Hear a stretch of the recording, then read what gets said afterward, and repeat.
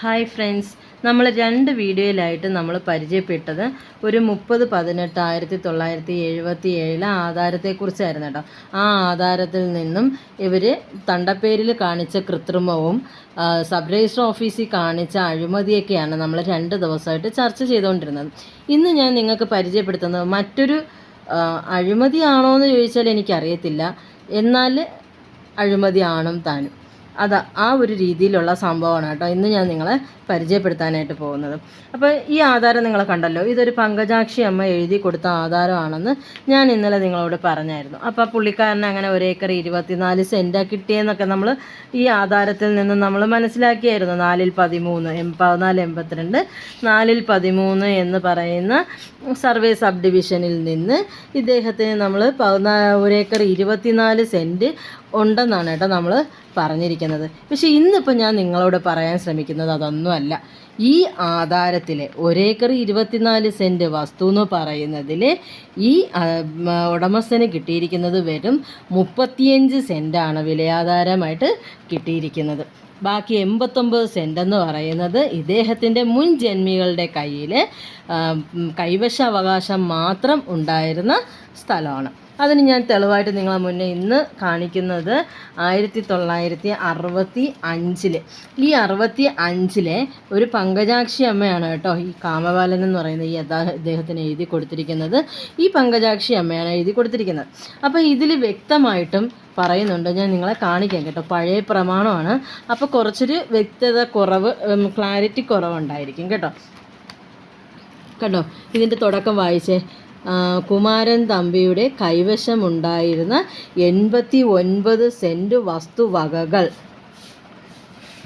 വസ്തുവകകൾ വിലയാധാരത്തോടു കൂടി അദ്ദേഹത്തെ ഏൽപ്പിക്കുകയായിരുന്നു. അപ്പം ശരിക്കും പറഞ്ഞാൽ വെറും 35 സെൻറ്റ് മാത്രമാണ് എന്ത് ചെയ്തിരിക്കുന്നത് വിലയായിട്ട് അതായത് ഈ പറയുന്ന ഈ പങ്കജാക്ഷിക്ക് അമ്മയ്ക്ക് തന്നെ കൊടുക്കുന്നതിന് മുന്നേത്തെ ജന്മിക്ക് കൈവശം ഉണ്ടായിരുന്ന സ്ഥലമാണ് ആർക്ക് കൊടുത്തിട്ടുള്ളത്, പങ്കജാക്ഷി അമ്മയ്ക്ക് കൊടുത്തിട്ടുള്ളത്. അപ്പം പങ്കജാക്ഷി അമ്മയോ മുൻ ജന്മികളോ എന്ത് ചെയ്തിട്ടില്ല, ഇതിന് പട്ടയം വാങ്ങിയിട്ടില്ല. ഇനി നമുക്ക് പട്ടയം ലഭിക്കാത്ത വസ്തുക്കൾ നമുക്ക് എങ്ങനെ പോക്കുവരവ് ചെയ്യാൻ പറ്റുന്നത്? നമുക്കത് ഒരു വില്ലേജിൽ എന്ത് നടക്കണം, റീസർവേ നടക്കണം. ഒരു റീസർവേ നടക്കുന്ന വില്ലേജിൽ നമുക്ക് എന്ത് ചെയ്യും, കൈവശം നമ്മൾ ബൗണ്ടറി ആയിട്ട് കെട്ടിയിരിക്കുന്ന, അതിപ്പോൾ കോടതി വിധി പ്രകാരം കെട്ടിയതായാലും നമ്മൾ അതിക്രമിച്ച് കയറി കെട്ടിയതായാലും എങ്ങനെ കെട്ടിയായിരുന്നാലും നമുക്കൊരു ബൗണ്ടറി ഉള്ള സ്ഥലം എന്ത് ചെയ്യും, റീസർവേ ഉദ്യോഗസ്ഥർ വരുമ്പോൾ നമുക്ക് അളന്നു തരും. നമ്മളപ്പോൾ അങ്ങനെ തർക്കമുള്ളപ്പോൾ നമ്മൾ റീസർവേക്ക് പരാതി കൊടുക്കും, റീസർവേ വീണ്ടും വന്ന് അളക്കും. അപ്പോൾ ആധാരവും റവന്യൂ രേഖകളൊക്കെ നോക്കി എന്ത് ചെയ്യും, അവർ ആ പ്രശ്നം പരിഹരിക്കും. അപ്പോൾ ഇവിടെ നമുക്ക് എൻ്റെ അഴിമതി എന്ന് പറയുന്നത് ഈ മുൻ ആധാരത്തിൽ 35 സെൻറ്റ് മാത്രം വിലയായി കിട്ടിയ ഒരു ആധാരത്തിൽ നിന്നും 1 ഏക്കർ 24 സെൻറ്റ് എനിക്കുണ്ട്. അതായത് ഒരു കൈവശ സ്ഥലത്തിനും പട്ടയം വാങ്ങിക്കാതെ എന്ത് ചെയ്തേക്കാണ് ഈ പുള്ളിക്കാർ കേസ് വരെ ഫയൽ ചെയ്ത് മറ്റുള്ളവരുടെ വെറുതെ ബുദ്ധിമുട്ടിക്കുക എന്നുള്ള ഒരിതിൽ കേസ് പോലും ഫയൽ ചെയ്തിരിക്കുകയാണ് ഈ ഉടമസ്ഥർ. അപ്പോൾ ഇത് അഴിമതിയാണ്. കാരണം കൈവശം ഇരിക്കുന്ന സ്ഥലത്തിന് ഒരിക്കലും ഒരു സിവിൽ കോടതിക്ക് എന്ത് ചെയ്യാനില്ല, പട്ടയം പതിച്ച് തരാനായിട്ട് സിവിൽ കോടതിക്ക് അധികാരമില്ല.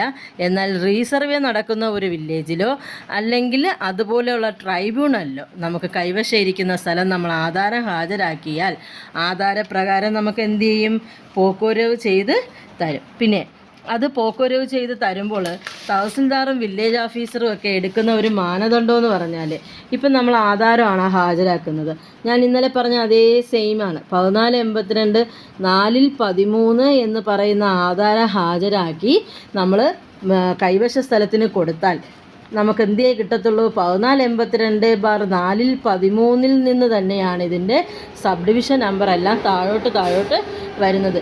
പകരം നമുക്ക് റീസർവേ പ്രകാരമാണ് എന്ത് വരുന്നത്, ഒരു സബ് ഡിവിഷൻ നമ്പർ വരുന്നതെങ്കിൽ അത് കൈവശം ഇരിക്കുന്ന സ്ഥലമാണെന്ന് നമുക്ക് അതിൻ്റെ സബ് ഡിവിഷൻ ഒരു 4 3 ഇല്ലാതെ പല രീതിയിലും നമുക്ക് എന്ത് ചെയ്യാനായിട്ട് പറ്റും, അത് സബ് ഡിവിഷൻ ചെയ്ത് എടുക്കാനായിട്ട് അങ്ങനെ കൊടുക്കത്തുള്ളൂ. കൈവശം ഇരിക്കുന്ന സ്ഥലം അപ്പോഴുള്ള ഇത്. കാരണം അല്ലാതെ ചെയ്യാനായിട്ടൊരു വില്ലേജ് ഓഫീസർക്കോ തഹസിൽദാർക്കോ അല്ലെങ്കിൽ റീസർവേ ഉദ്യോഗസ്ഥർക്കോ സാധിക്കില്ല. പക്ഷേ കറക്റ്റായിട്ടൊരു ആധാരമുള്ള ആളിന് ആ ആധാരത്തിൽ എന്താണോ സർവേ നമ്പർ പറഞ്ഞിരിക്കുന്നത് ആ സർവേ നമ്പറിൽ തന്നെ എന്ത് ചെയ്യാനായിട്ട് പറ്റും, കൈവശ സ്ഥലത്തിനായാലും പട്ടയം പിടിച്ച് പോക്കുവരവ് ചെയ്തിരുന്നാലും ആ രീതിയിൽ തന്നെ കിട്ടും. അതപ്പം ഇന്നത്തെ വീഡിയോ ഇഷ്ടപ്പെട്ടെങ്കിൽ ലൈക്ക് ചെയ്യുക, സബ്സ്ക്രൈബ് ചെയ്യുക. താങ്ക്